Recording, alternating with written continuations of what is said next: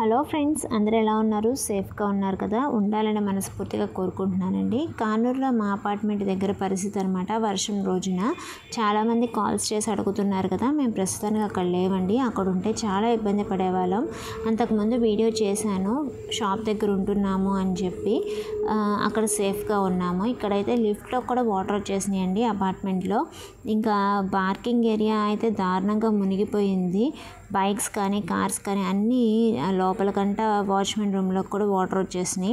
ఇది వన్ టౌన్లో పరిస్థితి. వన్ టౌన్లో అయితే ఫస్ట్ ఫ్లోర్ వరకు వచ్చేసింది. ఇంకా యనమల కుదురులో కూడా అంతే. సింగినగర్, పాయకాపురం, ఇంకా రాజరాజేశ్వరిపేట, ఇలా చాలా ఏరియాస్ మునిగిపోయినాయి అనమాట. ఫస్ట్ ఫ్లోర్ మొత్తం చాలా వరకు మునిగిపోయినాయి.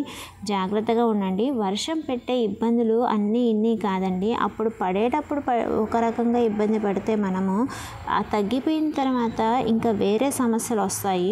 ఇది కేవలం అవేర్నెస్ కోసమే కానీ ఎవరిని భయపెట్టాలని ఈ వీడియో చేయట్లేదన్నమాట. ఫస్ట్ ఫ్లోర్ వరకు వాటర్ వచ్చినాయి అంటే చాలా దారుణంగా ఉంటుంది. ఫ్లడ్ వాటర్తో పాటు డ్రైనేజ్ వాటర్ కూడా కలిసిపోయి వస్తుందండి. జాగ్రత్తగా మొత్తం నీట్గా క్లీన్ చేసుకోండి కండిషన్ కంట్రోల్లోకి వచ్చిన తర్వాత.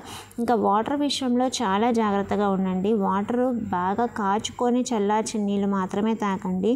ఫుడ్ వచ్చేసి బయట ఫుడ్ అస్సలు తీసుకోవద్దండి. ఇంట్లో సరుకులు అవన్నీ మళ్ళా కొంచెం సహాయం తీసుకొని ఎవరో ఒకరివి బయట నుంచి తెచ్చుకొని ఫ్రెష్గా ఎప్పటికప్పుడు వండుకొని వేడిగా తినండి. అలాంటప్పుడే మనకి ఈ కలరా, టైఫాయిడ్ అలాంటివి రాకుండా ఉంటాయి. అలానే ఇంకా మస్కిటోస్ ఎక్కువ పెరుగుతాయండి. ఎందుకంటే నీళ్ళు స్టాగ్నెట్ అయి ఉంటాయి కదా, వాటి వల్ల మనకి మలేరియా వచ్చే ఛాన్సెస్ కూడా ఎక్కువ ఉంటాయి. వాటన్నిటి తగు జాగ్రత్తలతో ఉండండి. జాగ్రత్త ఫ్రెండ్స్.